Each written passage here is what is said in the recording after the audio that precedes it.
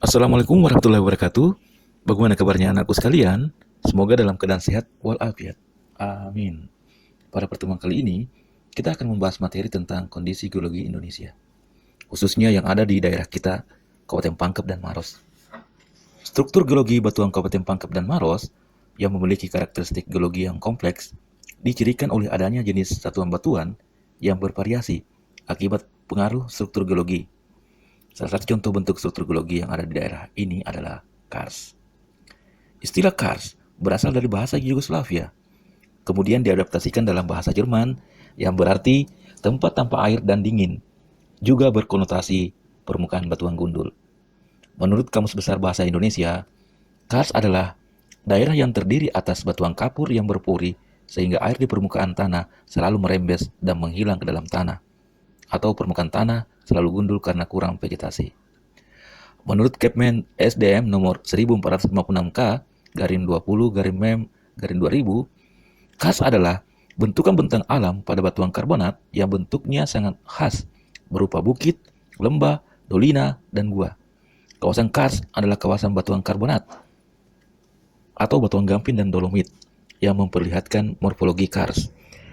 Topografi kars adalah bentukan rupa bumi yang unik dengan kenampakan atau fenomena khas akibat proses pelarutan dan pengendapan kembali CaCO3 di atas dan di bawah permukaan bumi. Bentang alam seperti kars juga dapat terjadi dari proses pelapukan, hasil kerja hidrolik, pengisi, misalnya pengikisan, pergerakan tektonik, pencairan es, dan evakuasi dari batuan beku. Karena proses utama pembentukannya bukan pelarutan, maka bentang alam demikian disebut pseudokars. Sedangkan kars yang terbentuk oleh pelarutan disebut true kars. Seperti yang telah kita ketahui bahwa 25% permukaan bumi merupakan kawasan kars, sehingga 25% kehidupan dunia pun tergantung pada kawasan ini. Kawasan kars merupakan kawasan dengan karakteristik khas akibat proses solusional, sehingga terbentuk adanya cekungan, lembah, dan lorong-lorong sebagai sumber sistem aliran bawah tanah. Kawasan kars memiliki keunikan yang dapat dilihat dari dua kenampakan fisik maupun kehidupan manusianya. Keunikan tersebut dapat dilihat dari bentang alam yang berbeda dengan daerah lainnya. Namun, saat ini kawasan kars terancam oleh adanya kegiatan manusia yang tidak memperhatikan kelestariannya. Fungsi kawasan kars secara garis besar dapat dibedakan menjadi tiga, yaitu 1. Fungsi ekologis, 2. Fungsi hidrologis, 3. Fungsi sosial ekonomi. Ketiga fungsi tersebut perlu dilindungi melalui pengelolaan yang berwawasan lingkungan dan berwawasan ke depan. Tidak semua kawasan kars mempunyai ketiga-tiga fungsi sama kuatnya. Oleh sebab itu, perlu kriteria penataan kawasan kars yang perlu dilindungi dan kawasan kars yang dapat dimanfaatkan untuk kegiatan sosial ekonomi. Adapun potensi kawasan kars, yang pertama sebagai sumber daya mineral, yang kedua sebagai sumber daya air, yang ketiga sebagai keanekaragaman hayati, yang keempat sebagai potensi pariwisata, dan yang terakhir sebagai ekowisata.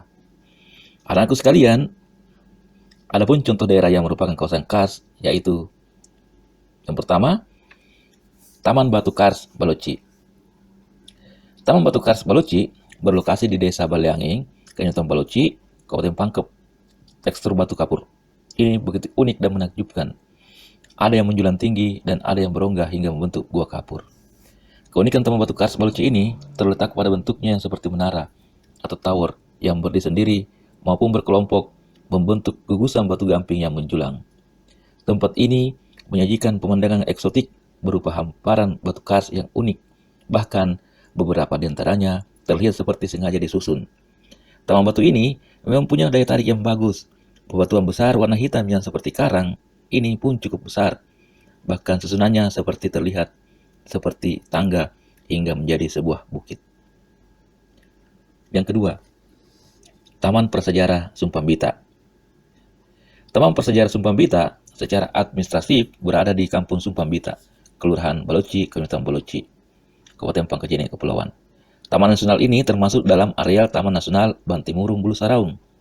Di kompleks Taman Prasejarah Sumpambita terdapat dua gua atau leang prasejarah, yaitu Gua Sumpambita dan Gua Bulu Sumi.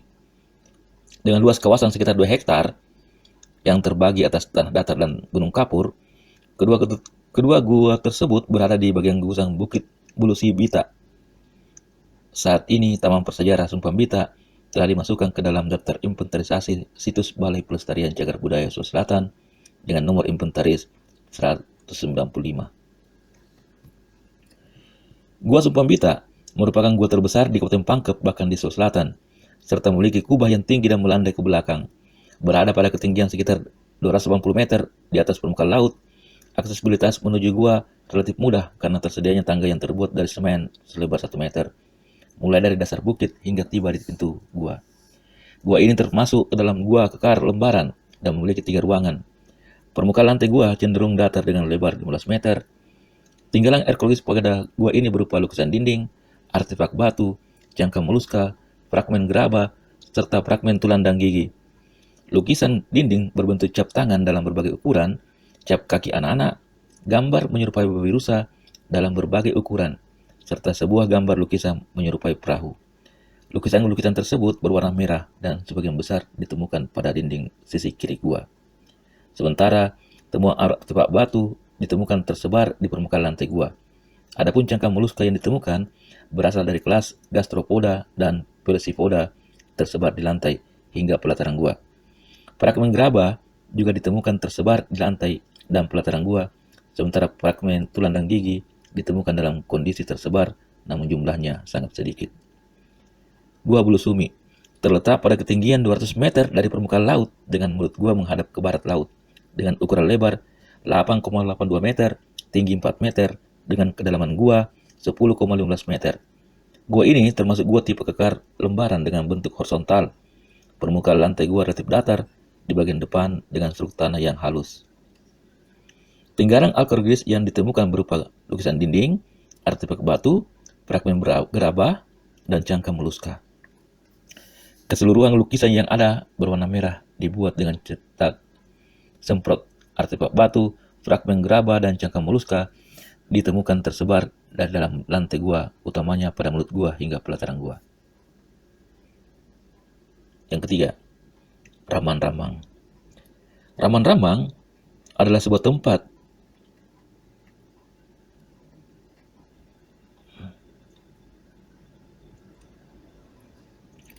di gugusan kepegunungan Kars Maros Pangkep yang letaknya di Desa Salenrang, Kecamatan Bontoa, Kabupaten Maros, Provinsi Sulawesi Selatan, sekitar 40 km di sebelah utara kota Makassar. Istilah Raman-Ramang adalah istilah yang berasal dari bahasa Makassar yang berarti adalah awan atau kabut. Penyebutan istilah tersebut diduga kuat merujuk pada kondisi alam di mana biasanya pada pagi hari kawasan tersebut selalu diselimuti awan dan terkadang kabut tebal.